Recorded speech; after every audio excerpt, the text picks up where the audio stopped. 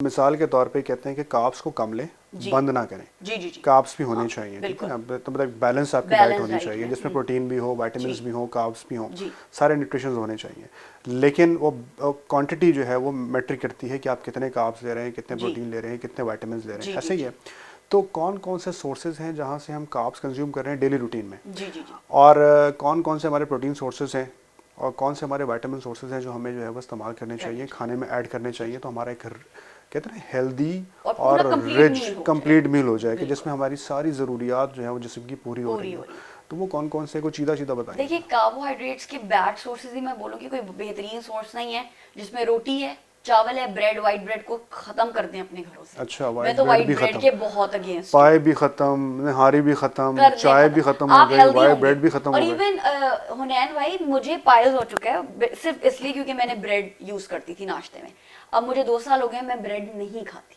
अच्छा, जो मर्जी हो जाए, मैं व्हाइट ब्रेड का नाश्ते में तो खसूसी तौर पे नहीं इस्तेमाल करती, क्योंकि देखिए हमारी डाइट के अंदर ना हम फ्रूट्स और वेजिटेबल्स को इग्नोर करते हैं जो विटामिन और मिनरल्स का बेहतरीन सोर्स है। ठीक है। जब आप वो नहीं खा रहे, आप कार्बोहाइड्रेट्स खाए जा रहे हो, तो कॉन्स्टिपेशन के बहुत चांसेस हैं, पाइल्स के बहुत चांसेस हैं, हेमोरॉइड्स के बहुत चांसेस हैं। अच्छा। और इवन बहुत ज्यादा एक्सेसिव प्रोटीन ओवरलोड भी अगर हो जाए तब भी ये प्रॉब्लम्स होती हैं। अच्छा। तो इसलिए हमें ऐसा ही मील चाहिए जिसमें आप रोटी ले लो, आप मल्टीग्रेन रोटी लो, आप जौ की रोटी ले सकते हैं, आप सोरगम फ्लावर की रोटी ले सकते हैं, आप वो लें रोटी। उसके साथ आप प्रोटीन में चिकन ले सकते हैं। अगर आप दाल ले रहे हैं तो आप रोटी की क्वांटिटी कम कर दें। आप मीट ले सकते हैं। बीफ और मटन बहुत अच्छे सोर्सेज हैं प्रोटीन के, लेकिन उनके अंदर कोलेस्ट्रॉल उन लोगों के लिए जो जिनके अंदर ऑलरेडी ज्यादा है, वो एबनॉर्मल हो जाता है, फिर उसकी क्वांटिटी बढ़ जाती है। सो उस केस में हम ये बात कहते हैं कि आपकी सबसे पहले तो आपने प्रायोरिटी देनी अपने सैलेड को, फिर आप रोटी ले लें, चावल ले लें, और इसके साथ आप मीट ले लें, चाहे वो चिकन की फॉर्म में हो, पनीर की फॉर्म में, और ये आपका परफेक्ट मील है।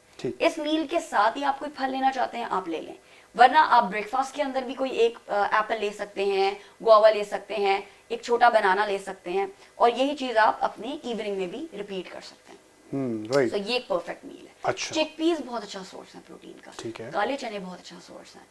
जो लोग हेल्दी ऑप्शंस ढूंढ रहे हैं ब्रेकफास्ट में, तो आप किसी दिन आपने सब्जियों का सलाद लिया, किसी दिन आपने कोई फल लिया छोटा, और उसके साथ आपने चने खा लिए, रोस्ट करके खाएं, मसाले डाल के खाएं, मजा ही मजा। मैं आपकी बातें सुन रहा हूँ और मैं ना ये सोच रहा हूँ कि खाएं क्या।